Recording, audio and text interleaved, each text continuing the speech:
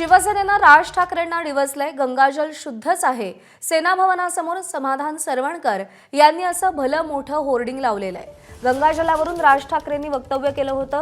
गुढीपाडवा मेळाव्यात गंगेची परिस्थिती दाखवणारा व्हिडिओ देखील त्यांनी सगळ्यांसमोर दाखवलेला होता आणि त्यानंतर आता गंगाजल शुद्धच आहे अशा आशयाची बॅनरबाजी करण्यात आली आहे. शिवसेनेचा बॅनर हा शिवसेनेचा किंवा बोलतात ना शिंदे शिवसेनेचा किंवा उबाटा शिवसेना असा प्रश्न नाही. ही बालिश बुद्धी आहे. ही ज्यांनी लावलंय ना हा बालिश बुद्धीचा प्रकार आहे. दादर माहीमकर ह्या ह्याच्यातनं सुटलेले या बालिश बुद्धीतनं. घाटकोपर मध्ये नुकतीच बॅनरवरून घटना झाली होती, त्याच्यानंतर आता एवढा हा बॅनर काढला नाही तर आम्ही आमच्या मनसे पद्धतीने काढून टाकू बॅनर. आणि आमची तेवढी आहे बोलतात ना हिंमत किंवा ह्या गोष्टी आम्हाला आजमायचं तर आजमावं. पोलिसांनी म्हणून या गोष्टीला समोर जावं. पण पोलीस प्रशासनाला आम्ही हा विनंती केली की सगळे जसं काढतायत तसं आपण काढण्यात यावा. भर चौकात एवढ्या मोठ्या साईजचा बॅनर लावणं कितपत योग्य आहे? चौकात आता तो शेवटी प्रत्येकाचा प्रश्न आहे. गुढीपाडव्याचा आहे, बुद्धीचा प्रश्न आहे. बुद्धी जशी मोठा बॅनर तेवढी छोटी बुद्धी ही त्यातनं दिसून येते. आता पोलिसांनी तुम्हाला काय सांगितलं? पोलीस प्रशासन आता कारवाई करेल. नाही केल्यास आम्ही आमच्या पद्धतीने करू. तुम्ही बॅनर फाडणार का जर पोलिसांनी नाही काढलं? पोलिसांनी जर नाही काढला तर आम्ही फाडणार किंवा काय करायचं आम्ही आमचं ठरवू ना साहेब. आम्ही काय पोलिसांनी आम्हाला सांगितलं काढतो, आम्ही आमच्या पद्धतीने कारवाई करू.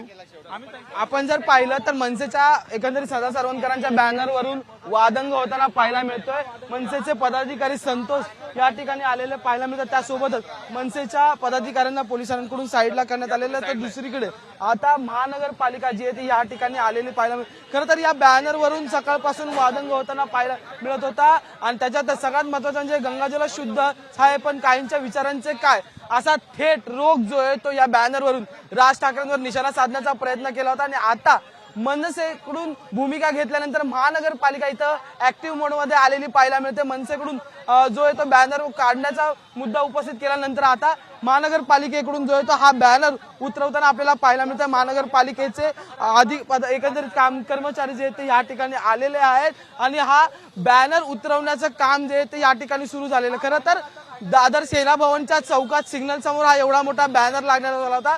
घाटकोपरची सारखी घटना ताजी असताना पुन्हा चौकात एवढ्या मोठ्या प्रमाणात बॅनर लागतात. त्याच्यावरून सत्ताधारी किंवा मग राजकीय टीका टिप्पणी होत असते. पण या सगळ्यात महत्वाची विशेष बाब म्हणजे की खरं तर सेना भवन शिवसेना भवनचा महत्वाचा एक चौक या ठिकाणी आहे आणि त्या ठिकाणी हा एवढा मोठा बॅनर जो आहे तो उभा करण्यात आलेला पाहायला मिळतोय. आणि त्या ठिकाणावर आता कारवाई जी आहे ती महानगरपालिकेकडून करण्यात आलेली आहे. महानगरपालिकेचे कर्मचारी हा संपूर्ण बॅनर उतरताना आपल्याला पाहायला मिळतात. या बॅनरवरचा जर आपण आशय पाहिला तर गंगाजल शुद्धच आहे पण काहींच्या विचारांचं काय असा थेट रोग जो आहे तो एकंदरीत केलेला आपल्याला पाहायला मिळतो. त्यामुळे समाधान सदा सरवणकर यांच्याकडून हा संपूर्ण बॅनर जो आहे तो उभारण्यात आला होता. त्याच्यावर एकनाथ शिंदे यांचा सुद्धा फोटो आपल्याला पाहायला मिळतो. हा क्षण अभिमानाचा, हा क्षण गौरवाचा असं म्हणण्यात आलेलं आहे. आणि ज्यांनी कुंभमध्ये जे गंगा एकंदरीत स्नान केलं होतं ती सगळी नेते मंडळीचे फोटो जे आहेत ते या ठिकाणी उभारण्यात आलेले. यात विशेष बाब म्हणजे की घाटकोपरची घटना ताजी असताना एवढी कारवाई केली जात नाही आणि त्याच्यानंतर भर चौकात खरं तर हा महत्वाचा सिग्नल आहे. एका साईडला शिवसेना भवन आहे, दुसऱ्या साईडला माहीमकडे जाणारा रस्ता आहे आणि चारही दिशेने जाणाऱ्या वाहनांच्या मध्ये चौकात हा बॅनर जो आहे तो लावण्यात आलेला. त्यामुळे हा आकर्षणाचा केंद्रबिंदू होता आणि त्याच्यातून राजकारण घडताना पाहायला मिळत होतं.